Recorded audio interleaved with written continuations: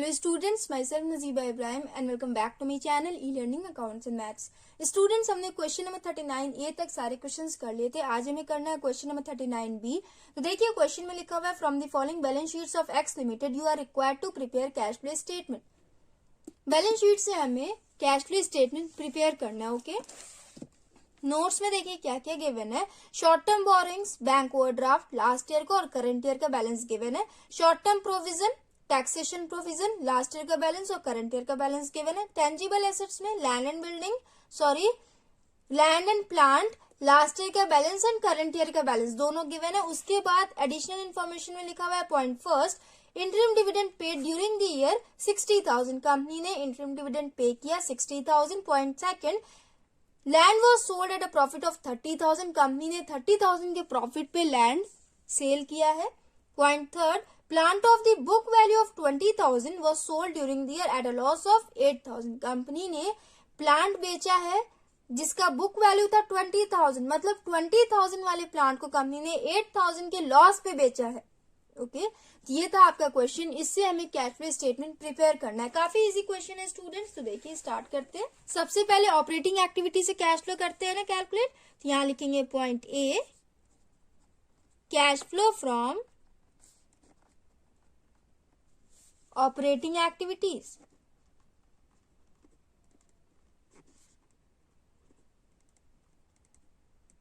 इसमें सबसे पहले नेट प्रॉफिट बिफोर टैक्स की एंट्री होती है. यहां लिखेंगे नेट प्रॉफिट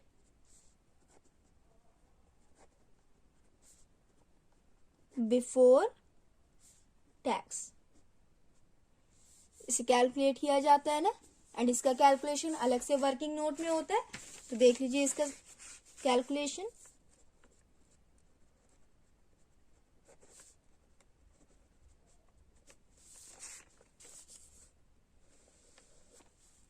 सबसे पहले profit and loss balance calculate करते हैं ना. तो देखिए आपके नोट्स में रिजर्व एंड सरप्लस गिवन नहीं है, तो आपको बैलेंस शीट में देखना होगा.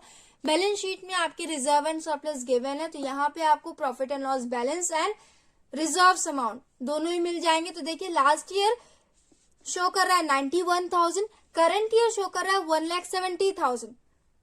माइनस करिए कितना हो जाएगा. यहां लिखेंगे प्रॉफिट एंड लॉस बैलेंस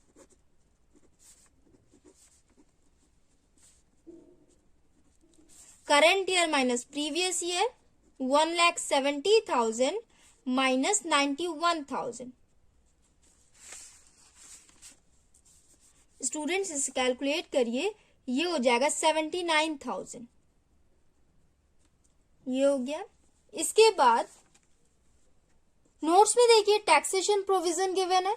तो यहाँ पे करंट ईयर में गिवन है 34,000, मतलब कंपनी ने प्रॉफिट से निकाल के प्रोविजन में ट्रांसफर किया होगा ना 34,000.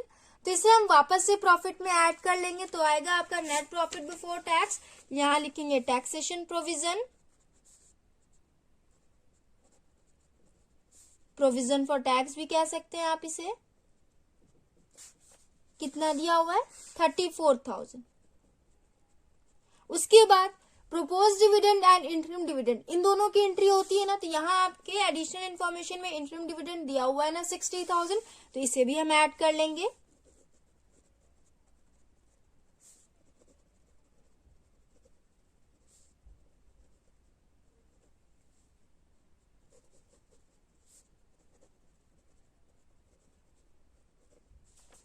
$60,000 तीनों को टोटल करिए. 79,000 प्लस 34,000 प्लस 60,000, ये हो जाएगा 1,73,000. ये आ गया आपका नेट प्रॉफिट बिफोर टैक्स. तो यहां लिखेंगे 1,73,000. इसके बाद नॉन कैश आइटम्स की एंट्री होती है ना, तो यहां लिखेंगे एडजस्टमेंट्स ऑफ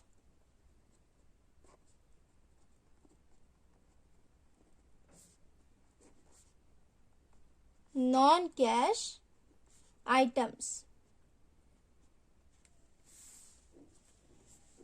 अब देखिए स्टूडेंट्स, बैलेंस शीट से स्टार्ट करते हैं. शेयर कैपिटल की तो एंट्री इसमें होती नहीं है. रिजर्व एंड सरप्लस की एंट्री हमने ऑलरेडी कर रखी है. शॉर्ट टर्म बोरोइंग्स में बैंक ओवरड्राफ्ट दिया हुआ है, तो उसकी एंट्री हम फाइनेंसिंग में करेंगे. ट्रेड पेबल करंट लायबिलिटी में आता है. शॉर्ट टर्म प्रोविजन की एंट्री हमने ऑलरेडी कर रखी है।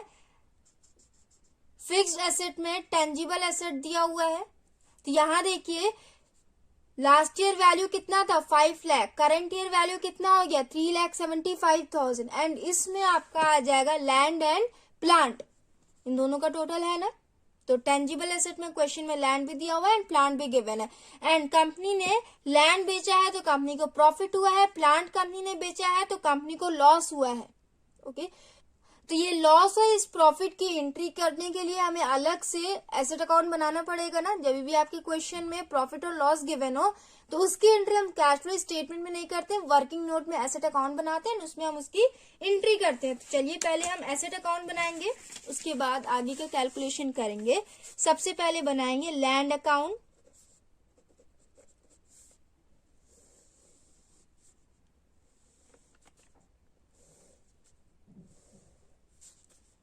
To balance BD by balance CD। Opening balance कितना दिया हुआ है लैंड का 2 लाख, तो यहां लिखेंगे 2 लाख। उसके बाद क्लोजिंग बैलेंस कितना दिया हुआ है 1,50,000, ये दोनों हो गया। इसके बाद स्टूडेंट्स यहाँ पे कंपनी ने सेल किया है तो प्रॉफिट हुआ है 30,000 का। प्रॉफिट की एंट्री किस साइड होती है, डेबिट साइड में होती है ना, टू गेन ऑन सेल 30,000 ये हो गया। और किसी आइटम की एंट्री होगी नहीं तो टोटल करेंगे, ये टोटल हो जाएगा 1,50,000 एंड ये टोटल हो जाएगा 2,30,000।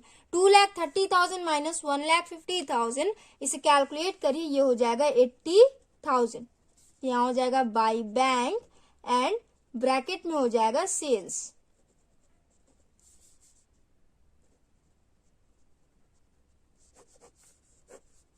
लैंड अकाउंट हमने बना लिया ना। तो सेल्स की एंट्री तो इन्वेस्टिंग में हो जाएगी। Okay, purchase and sale of fixed asset की एंट्री हम करते हैं ना इन्वेस्टिंग में, बट ये कंपनी ने जो सेल किया उस पे कंपनी को जो ये प्रॉफिट हुआ है 30,000 का, ये नॉन कैश आइटम में आएगा, तो इस प्रॉफिट की एंट्री हम उसमें करेंगे। तो चलिए पहले इसकी एंट्री कर लेते हैं। एंड प्रॉफिट्स को और इनकम्स को हम लेस करते हैं ना, तो इसे हम लेस करेंगे।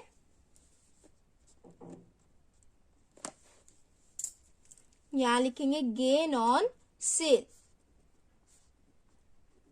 30,000, ये हो गया स्टूडेंट्स। उसके बाद प्लांट कंपनी ने बेचा है तो 8,000 का लॉस हुआ है, तो इसके लिए भी हमें प्लांट अकाउंट बनाना होगा।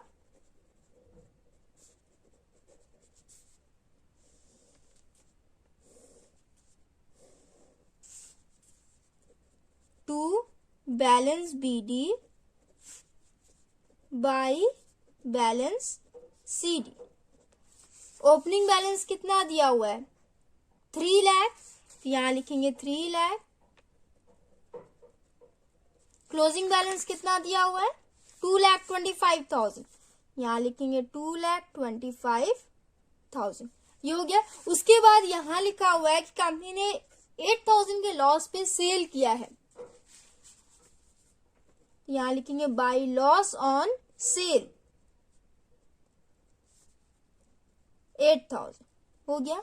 अब कंपनी ने कितने में बेचा है वो अमाउंट कैसे कैलकुलेट होगा, तो यहां पे जब लिखा हुआ है कि बुक वैल्यू था उसका 20,000 एंड कंपनी ने 8,000 के लॉस पे बेचा है, तो 20,000 माइनस 8,000 12,000 निकल गया।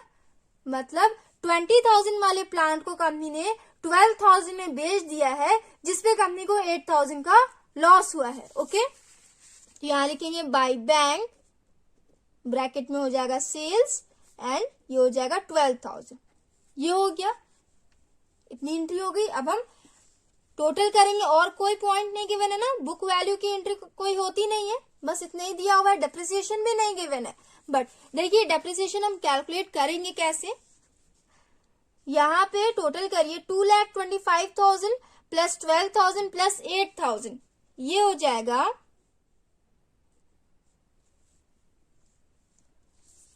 2,45,000 आया, और ये दिया हुआ यहाँ पे 3 लाख। 3 लाख माइनस 2,45,000 इसे कैलकुलेट करिए, ये हो जाएगा 55,000। 55,000 आया। अब देखिए दोनों में से किस साइड बैलेंस कम है, इस साइड ना। तो यहाँ पे अगर बैलेंस कम होता है तो हम लिखते हैं बाय बैंक और ब्रैकेट में लिखते हैं सेल्स, बट सेल्स अमाउंट हमने ऑलरेडी लिखा हुआ है, लॉस ऑन सेल अमाउंट भी हमने लिखा हुआ है, सेल्स अमाउंट भी हमने लिखा हुआ है, क्लोजिंग बैलेंस भी गिवन है। तो इस साइड और किस पॉइंट की एंट्री होती है, याद करिए। अगर इस साइड बैलेंस कम होता है तो यहाँ पे हम टू बैंक करके ब्रैकेट में परचेज लिखते ना। तो अगर आपके क्वेश्चन में सेल्स अमाउंट ऑलरेडी गिवन है, loss on sale amount already given है, उसके बाद भी इस साइड बैलेंस कम हो रहा है, तो पहले आप बैलेंस करिए। 55,000 से बैलेंस कम हुआ था एंड आगे लिखेंगे बाय डेप्रिसिएशन, और ये हो जाएगा बैलेंसिंग फिगर। 55,000 का यहाँ पे डेप्रिसिएशन लगा है प्लांट पे। ओके, अब टोटल करिए तो ये हो जाएगा 2,45,000, सॉरी 3 लाख हो जाएगा ना टोटल।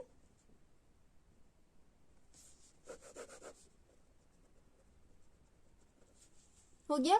तो अब देखिए स्टूडेंट्स, इसमें से नॉन कैश आइटम में कौन कौन सा पॉइंट आ जाएगा, लॉस ऑन सेल ये भी आ जाएगा नॉन कैश में, डेप्रिसिएशन ये भी आ जाएगा नॉन कैश आइटम में। ओके, तो इन दोनों की एंट्री कर लेते हैं। समझ में आया ना आपको। यहाँ पे बैलेंसिंग फिगर 55,000 आया है एंड ये हो जाएगा डेप्रिसिएशन। ओके,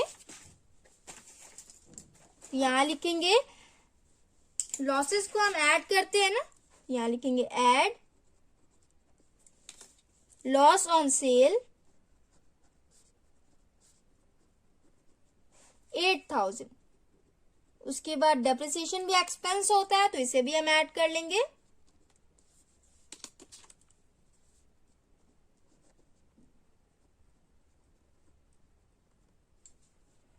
$55,000 ये दोनों हो गया। उसके बाद और कोई पॉइंट नॉन कैश आइटम में नहीं आएगा तो इसे हम टोटल कर लेंगे। -30,000 प्लस 8,000 प्लस 55,000 ये हो जाएगा 33,000।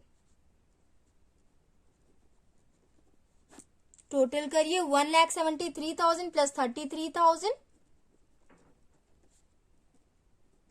2,06,000। 2,06,000 आया आपका ऑपरेटिंग प्रॉफिट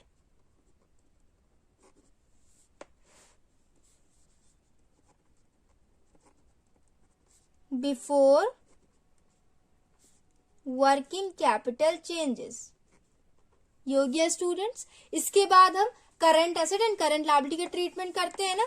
तो यहां देखिए आपके बैलेंस शीट में करंट लायबिलिटी में क्या क्या गिवन है। सबसे पहले तो लिखा हुआ है शॉर्ट टर्म बोरोइंग, जिसमें है बैंक ओवरड्राफ्ट। तो बैंक ओवरड्राफ्ट की एंट्री हम फाइनेंसिंग में करते हैं तो वहां इसकी एंट्री होगी। उसके बाद ट्रेड पेबल, ट्रेड पेबल की एंट्री इसमें होती है। लास्ट ईयर वैल्यू था 70,000, करंट ईयर वैल्यू इंक्रीज होकर 1 लाख हो गया। करंट लायबिलिटी की वैल्यू इंक्रीज हुई है, तो जब भी करंट लायबिलिटी की वैल्यू इंक्रीज होती है तो उसे हम ऐड करते हैं। तो यहां लिखेंगे ऐड ट्रेड पेबल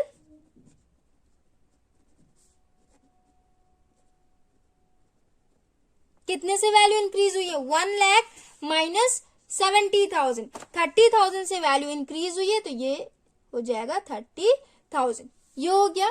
उसके बाद next point short term provision की एंट्री इसमें होगी नहीं, नॉन करंट एसेट की एंट्री होती नहीं है, करंट एसेट की एंट्री होती है ना। तो करंट एसेट में सबसे पहले लिखा हुआ है inventory.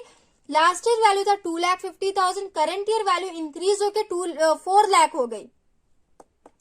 Current year value increase हुई है तो जब भी करंट एसेट की वैल्यू इंक्रीज होती है तो उसे हम लेस करते हैं। तो यहां पे हम लेस करेंगे, लेस इन्वेंट्री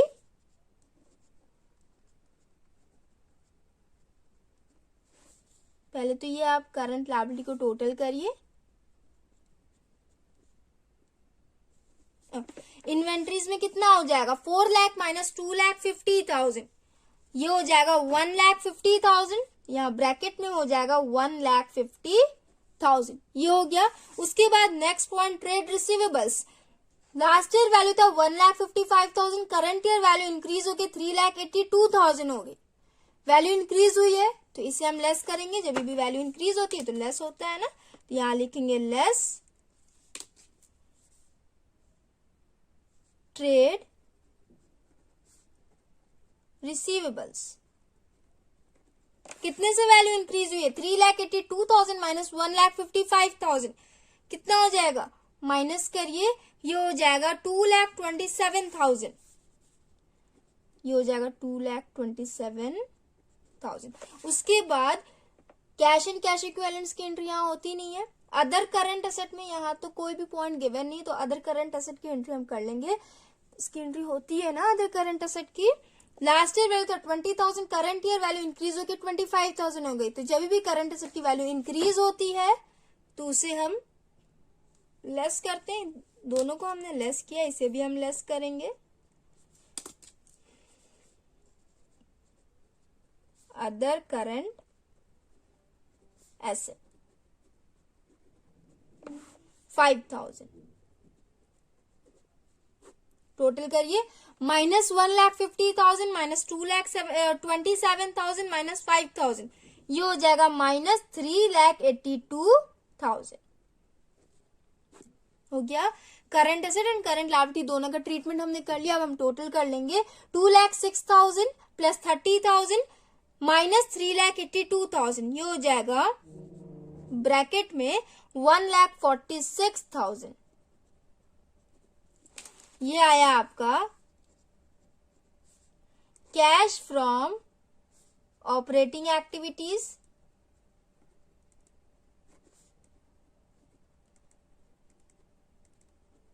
ये हो गया। उसके बाद मैंने आपको बताया ना, अगर आपके क्वेश्चन में इनकम टैक्स पेड गिवन हो तो उसे हम लेस करते हैं। तो यहाँ 26,000 गिवन है, तो यहां लिखेंगे लेस इनकम टैक्स पेड।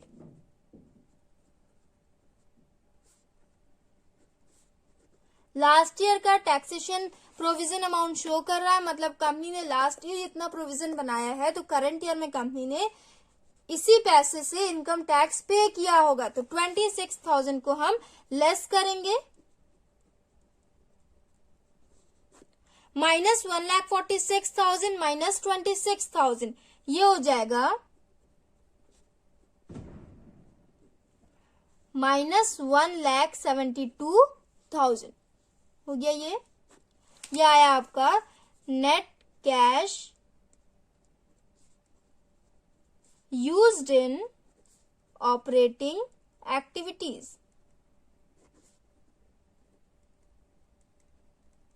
हो गया ना।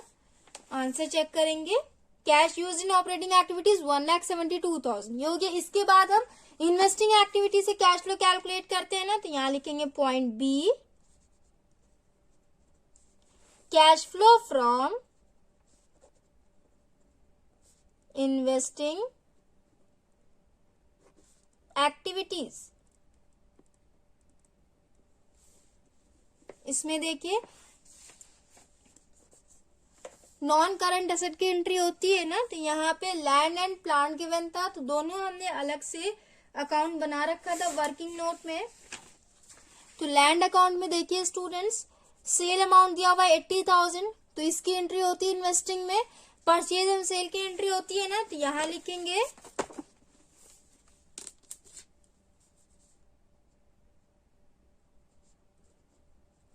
Cell of land. कितने में कंपनी ने लैंड बेचा? 80,000 में कंपनी ने बेचा, बदले में कंपनी ने कैश रिसीव किया होगा, इनफ्लो हुआ होगा, जिसे हम ऐड करते हैं, यहां हो जाएगा 80,000। ओके। उसके बाद देखिए प्लांट का भी कंपनी ने 12,000 में बेचा है प्लांट, तो इसकी भी एंट्री हो जाएगी। यहां लिखेंगे सेल्स ऑफ प्लांट 12,000, ये हो गया। बस, इसके अलावा और किसी भी पॉइंट की एंट्री नहीं होगी।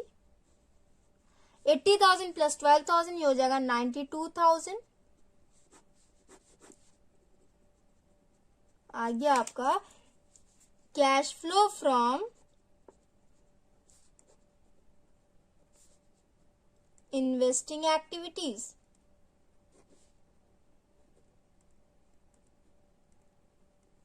हो गया ना। उसके बाद स्टूडेंट्स हम फाइनेंसिंग एक्टिविटी से कैश फ्लो कैलकुलेट करेंगे, तो यहां लिखेंगे point C, cash flow from financing activities. देखिए इसमें सबसे पहले शेयर कैपिटल की एंट्री होती है ना, तो शेयर कैपिटल में देखिए लास्ट ईयर वैल्यू था 6,75,000, करंट ईयर वैल्यू इंक्रीज होकर 8 लाख हो गया, मतलब कंपनी ने और शेयर्स को इश्यू किया है तभी शेयर कैपिटल की वैल्यू इंक्रीज हुई है। तो यहां लिखेंगे इश्यू ऑफ शेयर्स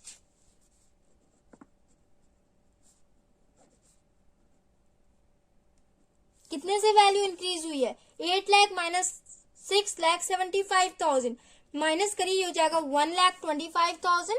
इनफ्लो हुआ तो ये हो जाएगा 1,25,000। हो गया ना। उसके बाद students next point, short term borrowings में बैंक ओवरड्राफ्ट दिया हुआ है।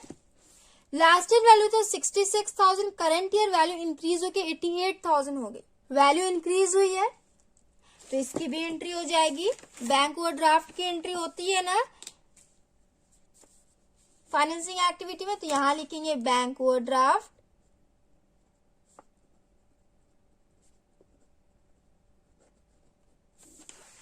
$88,000 माइनस 66,000 कितना हो जाएगा 22,000 ना, 22,000 इनफ्लो हुआ तो ये प्लस 22,000 हो जाएगा। ओके। उसके बाद स्टूडेंट्स कंपनी ने यहां देखिए इंटरिम डिविडेंड गिवन है, इंटरिम डिविडेंड की डिविडेंड पेड की एंट्री होती है ना, तो यहाँ पे कंपनी ने इंटरिम डिविडेंड पे किया है 66,000, तो इसकी एंट्री हो जाएगी इंटरिम डिविडेंड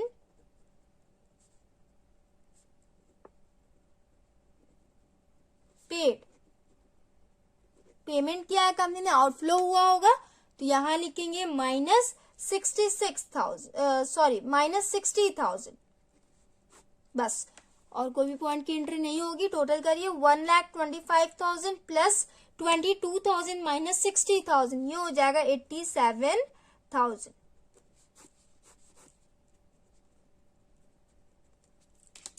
ये हो जाएगा कैश फ्लो फ्रॉम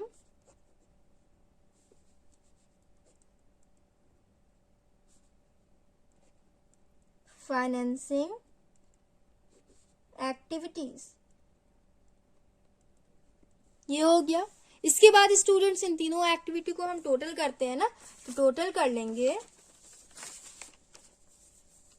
1,72,000, ये है ब्रैकेट में, तो ये हो जाएगा minus 1,72,000 plus 92,000 plus 87,000।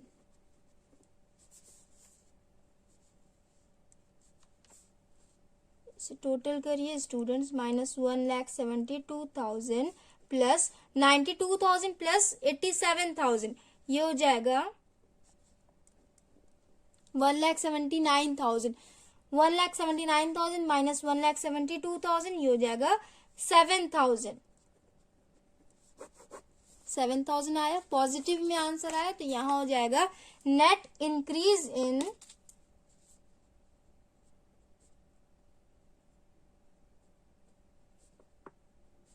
Cash equivalents 7,000। इसमें हम ओपनिंग बैलेंस के कैश इक्विवेलेंट बैलेंस को हम ऐड करते हैं ना, तो यहाँ 3,000 गिवन है, यहां लिखेंगे ऐड कैश इक्विवेलेंट्स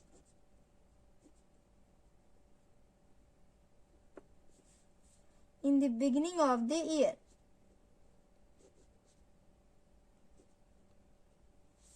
3,000, 7,000 प्लस 3,000, ये हो जाएगा 10,000। 10,000 आया आपका। करंट ईयर की कैश इक्विवेलेंट बैलेंस को चेक करिए, 10,000 गिवन है, वेरीफाई हो गया कि हमने सोल्यूशन करेक्ट किया है। यहाँ पे आप लोग लिख लो 10,000 के आगे cash equivalents at the end of the year, okay 10,000। So students हमने क्वेश्चन नंबर 39B कंप्लीट कर लिया, काफी इजी क्वेश्चन था। नेक्स्ट वीडियो में हम नेक्स्ट क्वेश्चन करेंगे। So if you like video then please like and comment and do subscribe my channel. Thanks for watching.